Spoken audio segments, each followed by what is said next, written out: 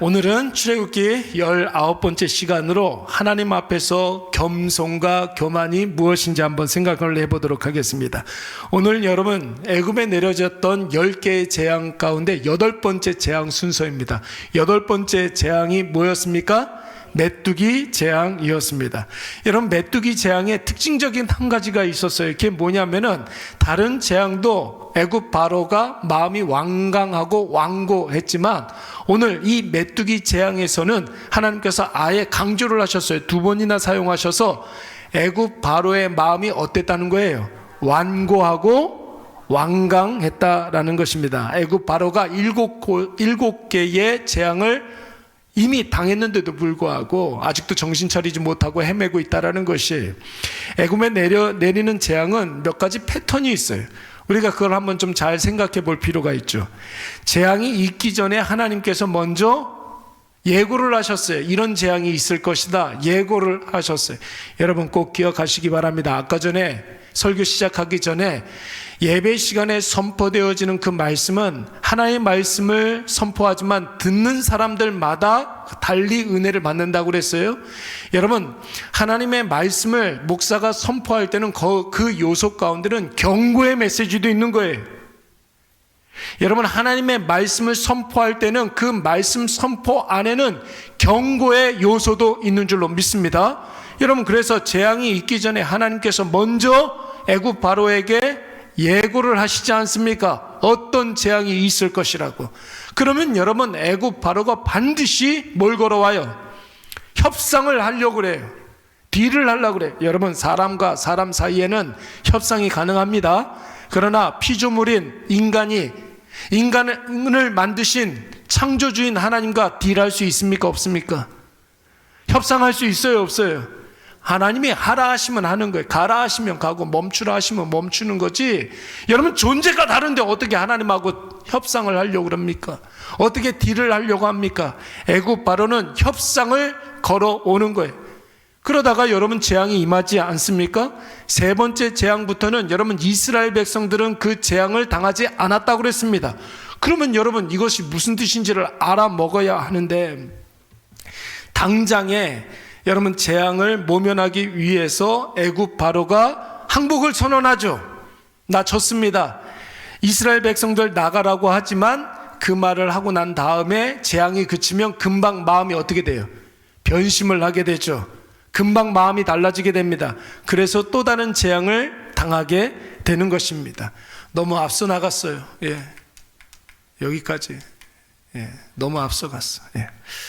그런데 여러분 이 패턴을 보면 우리가 사는 인생과 굉장히 흡사하다는 그런 생각이 들어요.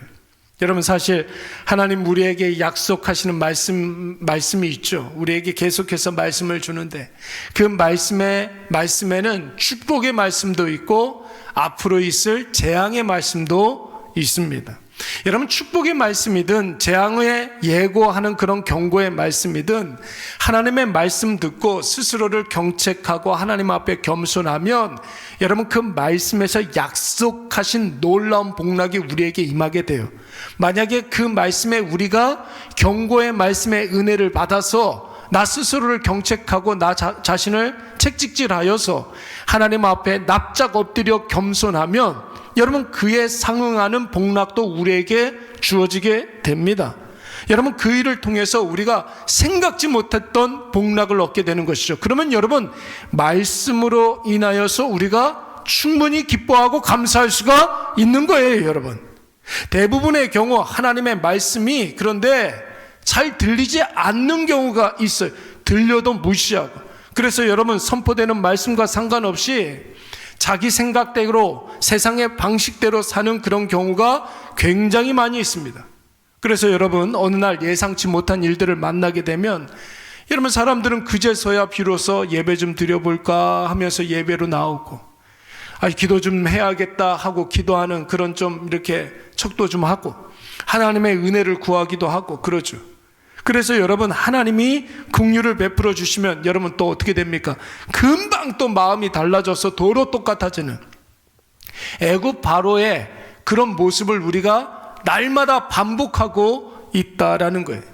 여러분 보세요. 오늘 본문에서는 이런 마음을 어떤 마음이라고 그랬습니까? 1절 말씀에 완강한 마음이라고 그랬어요. 하나님께 완강한 마음, 대적하는 마음이라고 그랬어요. 그리고 여러분 20절 말씀에서는 완고한 마음이라고 그랬어요. 그러니까 여러분 그 마음이 딱딱하게 굳어서 전혀 변함이 없는 현상. 여러분 간이 굳어지면 뭐라고 그럽니까? 강경화라고 이야기하지 않습니까? 그건 여러분 딱딱하게 굳어있는 상태를 말하는 거예요? 아니면 죽은 상태를 말하는 겁니까? 죽은 상태를 말하는 거예요. 강경화가 진행이 되면 도저히 쓸 수가 없게 되면 여러분 간은 어떻게 돼요? 잘라낸단 말이에요.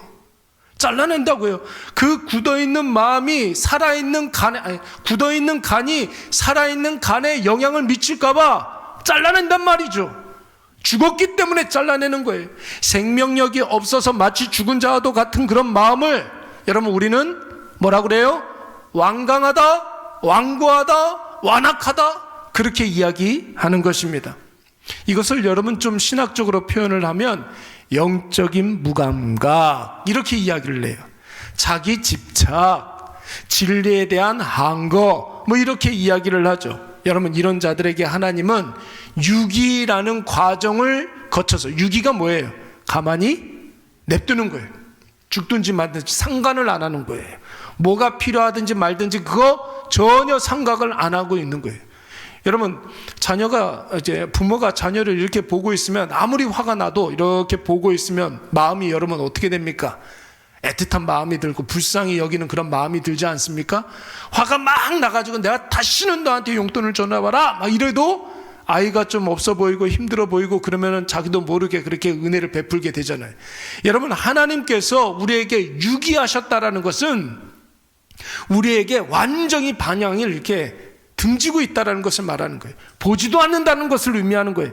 여러분 그것보다 더 큰 재앙이 어디 있겠습니까? 죽든지 말든지 상관없다. 아니, 사망 가운데 그냥 내버려 둔다라는 것입니다. 그래서 여러분 애굽의 10가지 재앙이 계속해서 반복적으로 일어나고 있었던 거예요. 여러분 왜 애굽 바로의 마음이 완강하고 완고했던 것입니까? 왜 그 마음이 딱딱하게 굳어서 하나님의 말씀을 무시한 것입니까? 오늘 본문의 말씀에서는 하나님께서 그렇게 내버려 두신 이유가 있다는 거예요. 뭐라 그래요? 잃고 싶지 않아서, 자기가 쥔 것을 잃고 싶지가 않아서 그런 거예요. 다 내 것이라고 생각해서 마음이 굳어지기 시작했던 것입니다. 우리도 마찬가지예요, 여러분. 내 것이라고 생각하면 잃고 싶지 않아서, 또 잃고 싶은 마음이 들지 않아서 나 외의 타인은 다 적이라고 생각하게 되는 것이죠. 잃어버리고 싶지 않아서, 놓고 싶지 않아서 나를 둘러싸고 있는 모든 사람들을 다 대적이라고 생각하고 적대적으로 대하게 되는 거예요. 애굽 바로가 이스라엘 백성들이 다 내 것이라고 생각하니까 하나님께 빼앗기기 싫어가지고 그 마음이 완고해진 것입니다. 여러분 한번 생각해 보십시오. 세상에 내 것이 있습니까? 없습니까? 세상에 내 것이 있어요? 없어요? 없어요, 여러분. 내 것이 어디 있습니까? 내 마음대로 되는 것 있어요? 없어요?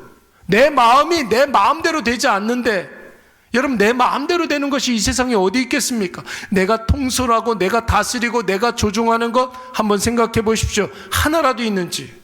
내 몸도 내 몸이잖아요, 내 몸. 근데 왜 아파요? 내 몸인데 내가 통솔을, 내가 마음대로 안 되니까 아픈 것 아닙니까? 내 마음도, 여러분 내 배 아파가지고 낳은 내 자식 내 마음대로 됩니까? 안 됩니까? 돼요, 안 돼요? 안 되잖아요.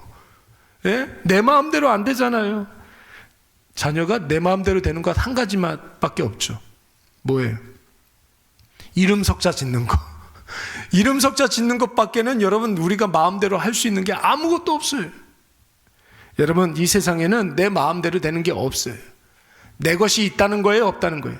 내 것이 없다라는 거예요. 왜 그런 줄 아십니까? 우리 존재 자체가 하나님께 속한 자, 하나님의 종이기 때문에 그런 거예요. 여러분 종은, 노예는 자기 소유가 하나도 없어요. 하나님이 다스리시면 우리는 그냥 순종할 뿐이고 하나님이 하고자 하시면 우리는 따르는 자일 뿐입니다. 할렐루야. 그 의식이 있어야 우리의 마음이 딱딱하게 굳어지지 아니하고 완고한 죄, 하나님 앞에서의 완강한 그 고집을 꺾을 수가 있는 거예요. 내가 하나님께 속한 자이고 나는 하나님의 종이기 때문에 하나님이 하라 하시면 하고 하나님이 가라 하시면 가고 하나님이 멈추라 하시면 멈추는 존재다. 이런 마음이, 이런 의식이 있어야 여러분 우리가 하나님 앞에 그 완고한 마음을 꺾을 수가 있는 것입니다. 오늘 보십시오. 오늘 하나님께서 모세에게 왜 자꾸 이상한 재앙을 주신다고 했습니까? 오늘 다 같이 우리 1절과 2절 말씀 다 같이 한번 읽어보도록 하겠습니다. 시작. 여호와께서 모세에게 이르시되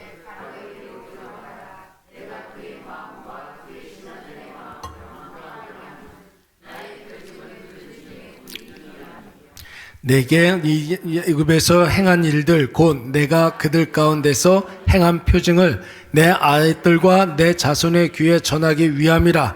너희는 내가 여호와인 줄을 알리라. 아멘. 여러분, 네가 가진 것의 진짜 누구인지를, 진짜 주인이 누구인지를 알게 하신다는 거예요. 이 재앙을 통해서. 여러분, 우리의 삶의 진짜 주인이 누구이십니까? 바로 나의 아버지 여호와 하나님이신 줄로 믿습니다. 하나님께서 내 인생의 주인님이라는 사실을 깨닫게 하시기 위해서 하나님께서 오늘 애굽 바로에게 이 10개의 재앙을 주시는 거예요. 여러분, 하나님이 나의 주인님 되시고 내 모든 것들의 이유가 되시며 모든 것을 주관하시는 분임을 아는 방법 두 가지가 있어요. 하나님께서 내 인생의 주인님이라는 사실을 가르쳐 주시는 두 가지 방법이 있습니다. 첫 번째가 뭐예요? 말씀이고, 두 번째가 뭐예요? 망함으로, 멸망, 이런 것들로 하나님께서 우리의 주인님이 누구인가를 분명하게 알려주시는 거예요. 말씀을 통하여라 함은 하나님이 주신 믿음으로 이 말씀을 대하면, 믿음을 가지고 말씀을 대하면 이 말씀이 나를 이끌어가는 것이 보여요, 안 보여요? 보이죠. 믿음의 눈으로 말씀을 보면 이 말씀이 살아서 꿈틀꿈틀거리며 역사하는 것이 보이게 되는 거예요, 여러분. 그러니까 여러분, 하나님께서는 우리에게 말씀 주시기 전에 믿음도 허락해 주신 줄로 믿습니다. 믿음의 안경으로 말씀을 보면 이 말씀이 생동감 있게 꿈틀꿈틀거리면서 오늘 나의 삶 속에서 역사하는 것이 보인단 말이에요.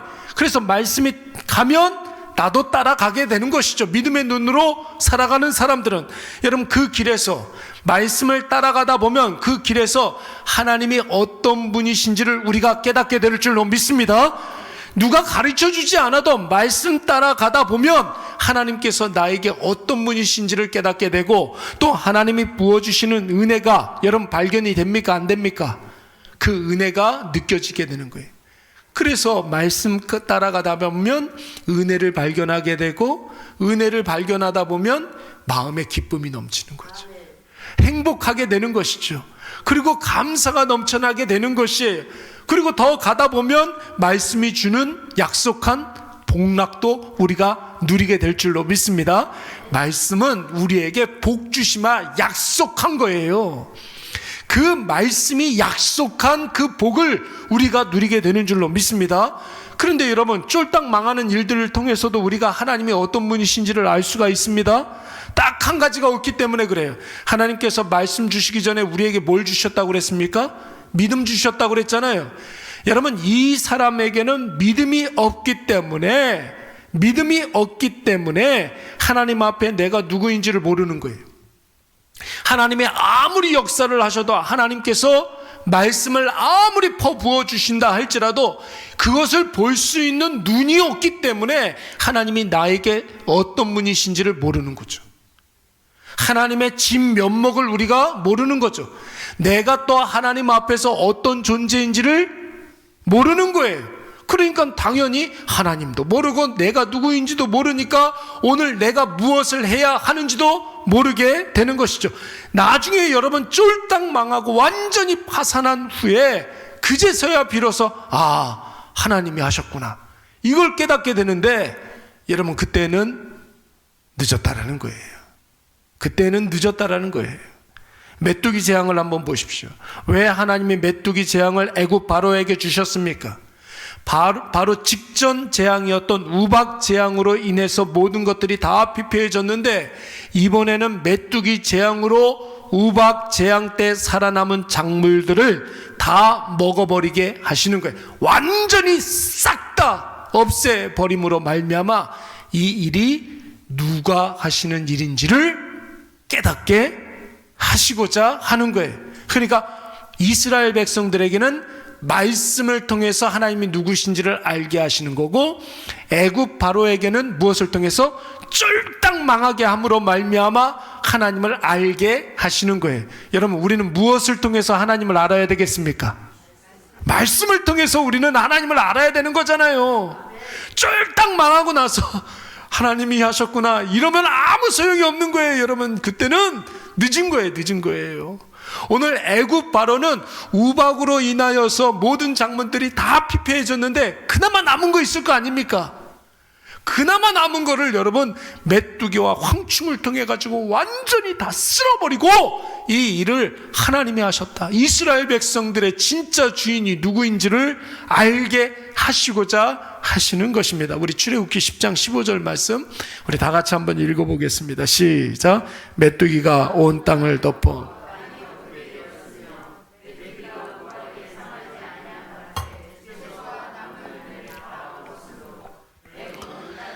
나무나 밭에 채소나 푸른 것은 하나도 남지 않게 하셨다라는 거예요. 여러분 하나님 앞에 겸손한 자 어떤 사람입니까? 하나님을 하나님으로 인정하고, 여러분 겸손한 자는 하나님을 찾고 하나님께 은혜를 구하는 자들임을 여러분 믿으시기 바랍니다. 하나님이 나의 주인님이라는 사실, 나는 하나님의 것이라는 사실을 인정하는 사람이 겸손한 사람이라는 거예요. 여러분 이것을 꼭 믿으시기 바랍니다. 여러분 우리의 주인님이 누구라고요? 내 인생은 나의 것입니까? 아니에요. 내 것이 어디 있습니까? 내 것이 어디 있어요? 하나님의 것임을 여러분 믿으시기 바랍니다. 마찬가지로 하나님은 이런 것을 인정하고 하나님이 주인 되신다는 사실을 가슴 절절히 느끼고 그것을 고백하는 사람을 찾고 계신다는 거예요. 그 겸손한 자에게 하나님께서 은혜를 부어주셔야 하나님 살아계시는 것이 입증이 되기 때문에 그러는 거거든요. 하나님 미쳤다고 여러분 어떻습니까? 믿음이 없고 하나님을 인정하지도 않는데 그 사람에게 어떻게 은혜를 부어주실 수가 있겠습니까? 밑 빠진 독에 물 붓기죠. 하나님을 믿는다는 그 믿음이 그 좋은 크고 아름다운 그릇이 있는 자에게 은혜를 부어주셔야 이것이 하나님이 하셨다라는 사실을 신자와 불신자가 인정할 것 아닙니까? 하나님 살아계심이 증명이 될 것 아닙니까? 그래서 여러분 하나님께서 겸손한 사람을 찾는 거예요. 왜요? 무엇을 주시려고? 은혜를 부어주시려고. 겸손한 사람을 통해서 하나님의 약속이 이루어지게 될 줄로 믿습니다. 올 한 해 저와 우리 교회, 우리 사랑하는 일의 가족들이 반드시 명심해야 될 것, 하나님 앞에 겸손해야 은혜가 보이는 줄로 믿습니다. 겸손해야 하나님의 역사가 보이는 것이지, 여러분 조금이라도 손에 뭔가를 쥐고 놓지 않으려고 하면, 하나님 없어도 된다라고 생각하면 여러분 그 순간 손에 쥔 그것 하나님께서 억지로 손 펴가지고 내려놓게 하십니다. 내가 하나님이라고 생각한 그것을 여러분 반드시 심판하신다는 사실을 여러분 꼭 기억하시기 바랍니다. 여러분 한번 보세요. 애굽 바로가 가장 기분 나빴던 것이 무엇이었을까요? 애굽 바로 입장에서 한번 생각을 해보세요. 가장 기분 나빴던 것이 무엇이었을까요? 모세가 자꾸만 찾아와서 이스라엘 백성들 내보내라고 이야기하면서 하나님이 그랬다는 거예요. 내 백성이라는 거예요. 이스라엘 백성들이. 여러분 애굽 바로는 이스라엘 백성들 누굴 거라고 생각을 했습니까? 누구 거라고 생각한 거예요? 내 건데.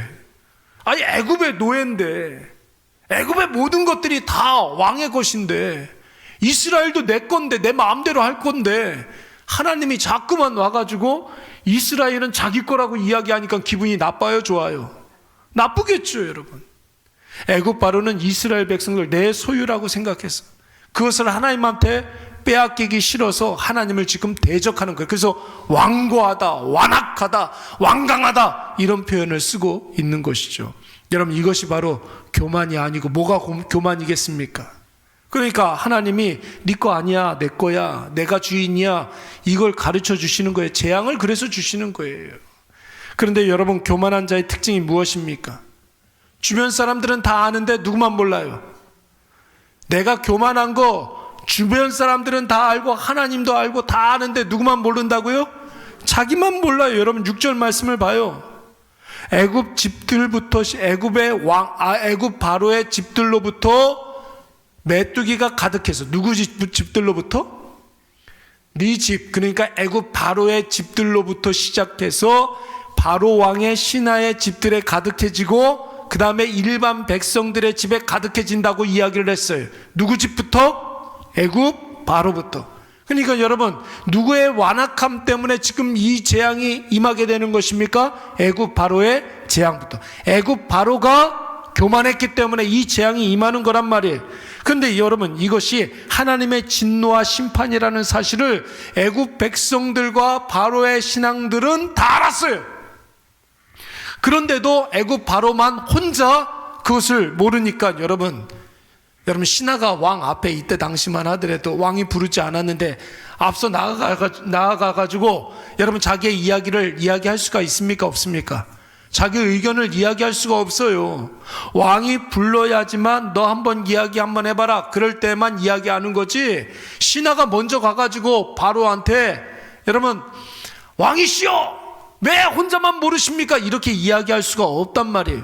근데 여러분, 오늘 본문의 말씀을 보세요. 7절 말씀에 보면 바로의 신하들이 도저히 참을 수가 없어서 뭐라고 이야기를 합니까? 왕은 아직도 애굽이 누가 누구한테 하는 소리입니까? 신하가 왕한테 이런 이야기를 하는 거예요. 목숨을 내놓고 이야기하는 거예요. 누구만 모른다는 거예요?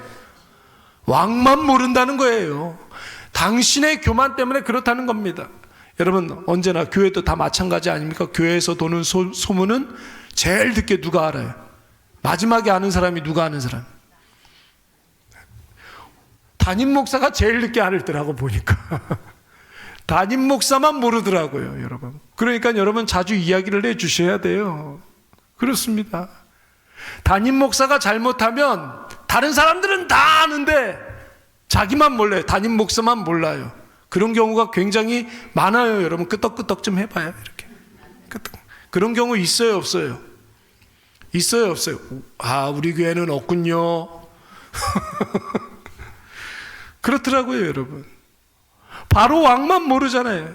여러분, 사람은 예수를 믿든지 안 믿든지 나의 문제점은 하나도 안 보이고 남의 문제점만 잘 보이지 않습니까? 여러분, 이것을 반대로 이야기하면 내 문제점은 나보다 남이 더 잘 알게 된다라는 거예요. 그래서 여러분, 마태복음 7장 3절부터 5절까지의 말씀에 보면 뭐라고 그랬습니까? 형제의 눈 속에 있는 티는 보지만 내 눈 속에 있는 들보는 못 본다고 이야기하지 않습니까? 여러분, 나의 문제점은 하나도 안 보이고 남의 문제점만 보이기 때문에 폭주하는 거예요. 내 들보가 보이지가 않으니까 계속 그대로 살아가는 겁니다. 멈추지 않고 계속 그대로 살아가는 거예요. 남의 문제에 자꾸만 개입하려고 하고, 내가 문제를 해결하려고 하고, 내가 자꾸만 그런 삶을 살아가게 되는 거예요. 여러분, 이런 것을 교만이라고 이야기하지 않습니까? 그래서 여러분, 폭주하는 자동차에게는 뭐가 있어야 됩니까? 뭐가 있어요? 브레이크가 있어요. 브레이크가 있어야죠. 여러분, 아무리 최고급 자가용이라 할지라도 브레이크가 없으면 타고 싶어요? 브레이크가 없는데 어떻게 타요, 여러분? 멈춰야 그 자가용이 온전한 자가용이지. 그렇지 않습니까? 여러분, 인생의 브레이크가 뭐예요? 하나님께서 우리에게 브레이크 좀 잡으라고 주신 것이 뭡니까? 예배의 예배. 예배가 인생의 여러분 브레이크인 줄로 믿습니다. 기도, 말씀, 예배가 다 브레이크이기는 하지만 여러분 특히 예배는 우리의 삶에 꼭 필요한 브레이크가 되는 거예요. 예배 드리면서 나 자신이 누구인지를 다시금 깨닫고, 예배 드리면서 하나님이 나에게 주시는 은혜를 깨닫고, 예배 드리면서 말씀을 통하여 결단하고 다짐하는 일들이 필요한 줄로 믿습니다. 그래서 여러분 우리가 주일 예배 일주일에 한 번씩 예배 드리잖아요. 그 예배가 얼마나 중요한 예배인지 몰라요. 여러분 브레이크를 잡는 거예요. 그래서 내가 누구인지, 나의 주인님이 누구인지, 내가 오늘 무엇을 결단해야 되는지, 여러분 이런 것들을 예배를 통해서 브레이크 잡으면서 여러분 다시 한번 나 자신을 점검해 보는 것입니다. 아무리 좋은 차라도 여러분 브레이크 없는 차 타겠습니까? 아무리 좋아 보이는 인생이라도 여러분 삶에 예배가 없으면 여러분 그 인생은 위험한 인생이 되는 거예요. 위험한 인생이 되는 겁니다. 여러분 이것에 아멘을 좀 한번 해보세요. 예. 요 문장을 써놓고 얼마나 스스로 대견했는지 모릅니다. 아무리 근사해 보이는 그런 인생이라 할지라도 뭐가 없으면, 예배가 없으면 최고급 차량의 브레이크를 달지 않은 거란 말이에요. 여러분 그런 차에 타겠느냐고요? 안 타죠. 그런 인생 가까이 가면 안 된다. 같이 망한다고요, 여러분. 그래서 여러분 주일 예배를 그렇게 중요하게 생각하는 거예요. 그리고 여러분 일주일 동안 버틸 수가 없잖아요. 예배 드리고 싶어서. 그래서 수요 예배 드리는 것 아닙니까? 그렇죠. 기도도 해야 되니까 여러분 우리가 금요 기도해 드리는 것 아닙니까? 그렇잖아요. 브레이크를 잡는 거란 말이에요. 브레이크가 있어야 되는 거예요, 여러분. 안전하려면 브레이크를 자주 밟아줘야 되는 거예요. 우리 인생의 브레이크 뭐라고요? 예배. 앞만 보고 막 달려가면 봐야 하는 것을 못 보고 사고가 나요. 멈추면 여러분 보입니다. 멈추면 보여요. 멈추면 들려요, 여러분. 멈추면 바른 판단을 할 수가 있습니다. 작년 한 해 여러 가지 감사한 일들이 많이 있었지만 여러분 우리 교회 성도들 가운데 엉뚱한 결정을 하고 잘못된 길로 갈 위기에서 예배에 집중하고 예배의 은혜를 받으면서 그런 어떤 잘못된 길로 갈 위기에서 예배 이렇게 열심히 드리다가 정상 궤도로 이렇게 올라오는 사람들이 얼마나 많았는지 몰라요. 그거 보면서 기쁘고 감사하는 거예요. 예배가 있었기 때문에 여러분 멈추니까 내가 지금 바른 방향으로 가고 있는지, 내가 잘못된 길로 가고 있는지 이걸 판단할 수가 있는 거예요. 멈추니까 여러분 들리는 거예요. 하나님의 말씀이 들리는 거예요. 여러분 예배를 통해서 하나님의 세미한 음성을 듣고, 예배를 통해서 나를 향한 하나님의 계획과 뜻을 깨닫고, 예배를 통해서 우리가 어디로 가야 하는지, 가면 안 되는 곳은 어디인지 바르게 깨달아 아시기를 간절히 축원합니다. 열왕기상 19장 말씀을 보면은 능력의 선지자 엘리야가 나옵니다. 갈멜산에서 바알과 아세라 선지자 몇 명이라고 그랬습니까? 850명과 여러분 맞붙어서 싸워 이겼습니다. 여러분 그러면 의기양양하고, 그러면 여러분 마음에 담대함이 있고 그래야 되는데, 큰 승리를 얻고 난 다음에 엘리야가 마음에 우울함이 찾아왔어요. 우울증이 찾아왔어요. 그래서 하나님께서 엘리야더러 너 그러고 있지 말고, 낙심해 있지 말고 산에 올라가라고 그랬어요. 산에 오르게 하셨습니다. 그 산에서 하나님께서 너를 만나 주시겠다고 이야기를 했어요. 근데 여러분 엘리야가 하나님을 만나려고 그 산에 올라서 이렇게 보니까 처음에 크고 강한 바람이 부는 거예요. 엄청나게 큰 바람이 부니까 하나님께서 임재하시겠구나. 여러분 기대가 됩니까? 안 됩니까? 자기가 한 번도 경험해 보지 못한 큰 바람을 경험한 거예요. 이제 이런 바람에 하나님께서 임하시겠구나 생각을 했는데, 여러분 하나님이 있었어요? 없었어요? 하나님이 그 크고 강한 바람 속에 없었어요. 바람이 그치고 난 다음에 이번에는 막 지진이 나는 거예요. 막 엄청나게 지진이 나는 겁니다. 땅이 흔들리고 막 바위가 무너져 내리고 막 그러는 거예요. 하나님께서, 이 세상을 만드신 하나님께서 지진으로 우리에게 임하시는구나. 여러분 그래서 하나님을 찾았어요. 여러분 지진 속에 하나님이 있었습니까? 없었습니까? 없었어요. 그 이후에 엄청나게 큰 불이 일어납니다. 불이 막 활활 타오르는데, 야, 모세에게 호렙산 떨기나무 불 붙는 나무 가운데 하나님께서 임하셨다고 하니 오늘 나에게도 이 불 가운데 하나님께서 나타나시겠구나. 하나님을 찾았는데 있었어요, 없었어요? 하나님이 없었어요. 여러분, 하나님 없다, 하나님 안 계신다 낙심하고 겉옷으로 얼굴을 가리고 동굴로 들어갔어요. 그때 비로소 하나님의 세미한 음성이 들려오기 시작한 줄로 믿습니다. 그리고 엘리야가 지금부터 해야 할 일들을 가르쳐 주는 거예요. 자기의 눈을 다 가리고 요란한 세상에 대해서 눈을 다 가리고 요란한 바람과 크고 강력한 바람과 모든 땅이 흔들리는 그런 지진과, 그리고 여러분 불 가운데 하나님은 없었어요. 그렇게 요란한 곳으로 하나님께서 임하시지 않습니다. 여러분 세상을 지금 보세요. 얼마나 요란합니까? 세상이 여러분 얼마나 금방금방 바뀌고 그러는지 모르겠어요. 여러분 요즘 작년 한 해 제가 AI라는 말을 가끔 이렇게 썼었는데, 이제는 여러분 그 AI가 완전히 우리 삶 속에 깊숙이 들어와 가지고 여러분 세상이 너무 빨라졌어요. 어떻게 이렇게 빨라지는지 모르겠어요. 이제는 뭐 자동차 만드는 그런 공장에는 사람이 이제 일을 안 한다며요. 다 로봇가 한다며요. 예? 다 그런다며요. 사람이 하는 그런 일들도 여러분 로봇을 몸에 부착해가지고 그리고 이제 일을 한다는 거예요. 이렇게 여러분 손 이렇게 올려가지고 이렇게 하면 여러분 팔이 너무 힘들잖아요. 그렇죠? 근데 무슨 조끼 하나 입으면은 이게 팔을 내리지 않아도 수월하게 일을 할 수 있도록 그런 어떤 옷이 개발이 됐다는 것 아닙니까? 근데 뭐 그것뿐만이 아니라 세상이 얼마나 빠르게 돌아가는지 몰라요. 예? 여러분 우리는 그동안 돈 하면은 어떻게 생각했어요? 이렇게 지폐로 된 거 돈이라고 생각했잖아요. 현금 갖고 다녀요 요즘? 요즘 여러분들 현금 뭐 언제 쓰십니까? 헌금할 때나 쓰지. 헌금할 때나 쓰지 현금을 언제 써요? 제일 많이 피해를 보는 사람이 누구예요? 그래서 누구예요? 친구 아들 아닙니까? 친구 딸 아닙니까? 친구 이렇게 만나면 아들하고 딸한테 이렇게 용돈도 이렇게 좀 주고 그래야 돼. 현금이 없어서 못 주잖아요 요즘은. 그렇잖아요. 세상이 얼마나 빨리 지나가고 있는 건 몰라요.